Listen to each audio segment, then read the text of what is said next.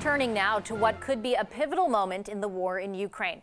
As that country prepares for a spring offensive from Russia, there are ongoing concerns over how to counter it. Earlier this week, Ukraine's Prime Minister Denys Shmyhal visited Canada for the first time since the war started. During the visit, Canada announced more military support for Ukraine, including thousands of assault rifles and dozens of machine guns. The push for more military aid coincides with Ukraine's repeated calls for F-16 fighter jets and its desire to join NATO. I sat down with Ukraine's Prime Minister Denys Shmyhal during his visit for an exclusive interview. Have a listen. Prime Minister, thank you so much for making the time for this. It's a pleasure to have you here in Canada, and thank you for making the time to come here in studio. Thank you for having me here and today. It's a big pleasure. I have a number of questions for you on the type of aid that Ukraine is hoping to receive in the future, but I have to start off on something that has dominated headlines over the last number of days, and that is the leaks from the U.S. Pentagon. Have you had conversations with officials in the United States, or has President Zelensky, about these leaks and whether or not they are valid? First of all, we should pay attention to our unity with our partners, and this is number one issue. We shouldn't believe any psychological, informational operations from the Russia side, and it's very important that we have perfect cooperation with the United States, with Canada. We have great cooperation in all spheres. We have great support from Canada, again, in all directions, in military support, in informational support, in sanction, in finances, in all other directions. Now we have very good discussions about cooperation in all other spheres. Are you trying to say there, if I read between the lines, that you don't believe the leaks are valid? Do you believe that they are Russian misinformation or disinformation? I think that the most important is unity between and very good coordination between the partners. This is the main priority for all of us. And now we are preparing our counteroffensive, and we understand that we are so much encouraging to go into ahead and liberate our territories. And I certainly have questions on the counteroffensive and what is necessary for that. And I say with great respect, I'm not sure if I really understand your answer there. I understand the importance and the significance of unity, but you know that every newspaper today is talking about these leaks. And I'm just trying to understand from where you sit, if you're worried about intelligence around your own country's very sensitive military operations now being out in the public. We have great support from Canadian government, from Prime Minister Trudeau, from all the ministers, from Deputy Prime Minister, in all spheres and in military especially. And the specific of our relation is that everything is very public. So everyone knows how Canada supports Ukraine, how United States support Ukraine. Part of the intelligence that came through this was that, in particular, Ukraine is vulnerable where air defense is concerned. Is that true? Now we are much more protected in sense of air defense than in the beginning of this war. We asked to protect our sky in the very first months of this full-scale aggression. Now we have even all kinds of air defense in Ukraine. It's vast kind of equipment, NATO standards equipment. It's very effective. Now we are waiting for Patriots from United States because our military people were training in our partner countries. And I think that our air defense will be very effective when we will have all the equipment which we are waiting from West partners. But in any way, more than 80% of missiles and drones are destroyed by our air defense system as of now. I'm just trying to get a sense for Canadians listening. Are you saying that the air defense systems that exist right now for Ukraine are doing the job, or are they as badly at risk as these intelligence leaks purport them to be? I can just tell you statistics. We destroy more than 80% of the rockets which Russia shells and rocket strikes and missile strikes which Russia shells during 15 rocket strikes and missile strikes attacks during this winter time, beginning from the October 10th of last year and finishing next springtime. In the very beginning, it was tough situation, but now our air defense forces are very experienced. We have modern equipment from United States, from Germany, from other countries, and we more or less protect our main infrastructural objects, our main cities. That is different than the impression that some of this information, I think, would leave the public with. Can I ask you bluntly, do you think Russia is behind putting that information out? Russia is very professional in psychological special operation, informational operations.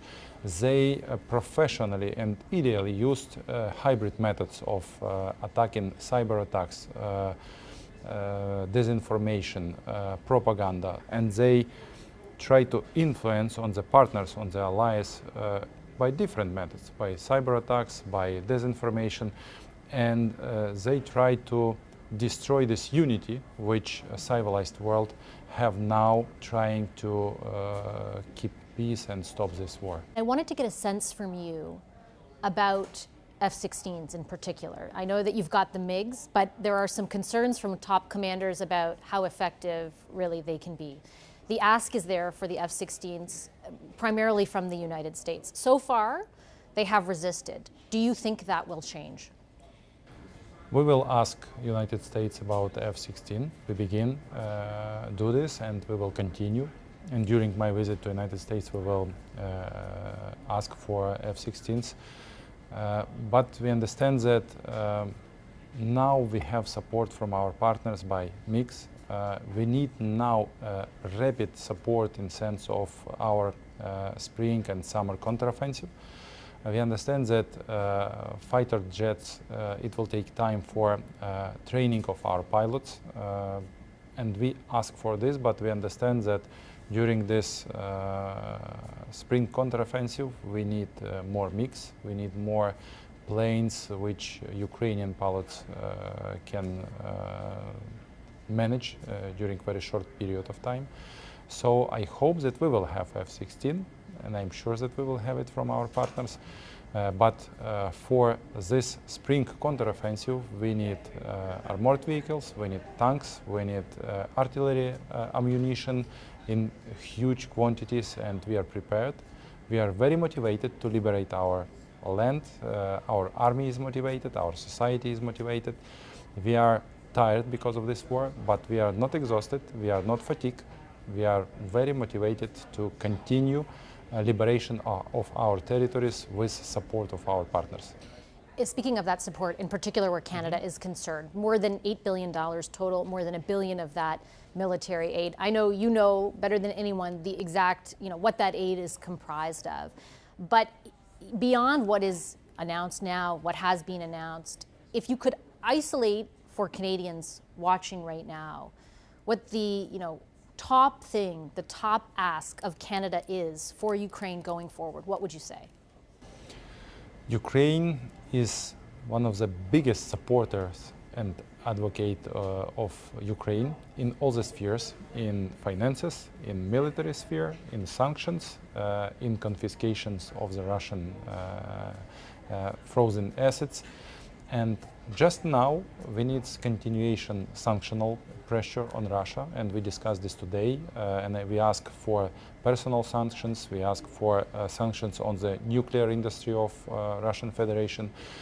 We also ask for the support us in military sphere during our preparation to our counteroffensive.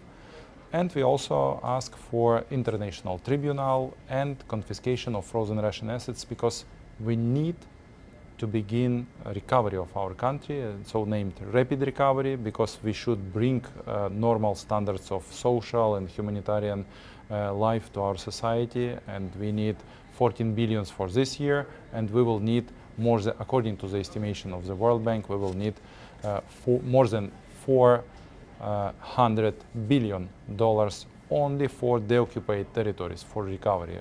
But if we will see all damages on the occupied territories, on my mind, this amount will be double. And not Canadian, not Ukrainian, not American or European taxpayers shouldn't pay this amount. Russian Federation should pay all of this for recover Ukraine. I was looking through some polling recently. Angus Reid, for example, here in Canada says 2 in 5 Canadians are on board with sending more lethal aid to support Ukraine. However, that's declined by about 11 points since the outset of the war. I can tell that you're not surprised to hear that. I'm wondering what assurances you can provide Canadians tonight or today that the aid that is received, will be used appropriately. And I ask against the backdrop of, look, your country, and I'm not insinuating that this is the case right now, but there have been issues with corruption. Ukraine has ranked 116th out of 180 countries in Transparency International's most recent Corruption Perceptions Index. What can you say to Canadians to reassure them that that money is going to be used appropriately? We have zero tolerance to the corruption in our government from side of our president. Our political reaction is immediate, and even in Sunday, if someone is suspected in the corruption, we just fire these people from their positions. And it demonstrates that there is no systematic corruption in Ukraine as it was during Yanukovych times. So now Ukraine couldn't be corrupted because so much people bring their lives and gave their lives for our freedom and our values, democratic values. Change of social landscape when veterans, which bring their health and their lives for our stability, for our freedom, they never will let anyone politician be corrupted in Ukraine because the country is changed. Our choice is European Union, NATO, and family of civilized countries. I know that your time is up, and you have to go, but you mentioned NATO, and I do want to ask you, Ukraine wants to be a member of NATO. They would like to see a fast tracking of that membership. Has Prime Minister Trudeau told you that he would be supportive of that? We understand that we discuss the issue of NATO. Now we are preparing, and Canada and Prime Minister and Government of Canada are preparing also some steps to support Ukraine on our NATO aspirations. We hope that during Vilnius summit we will have very concrete steps and promises from NATO about our mutual future. We would like some very concrete things, support of peaceful formula of President Zelensky from NATO side.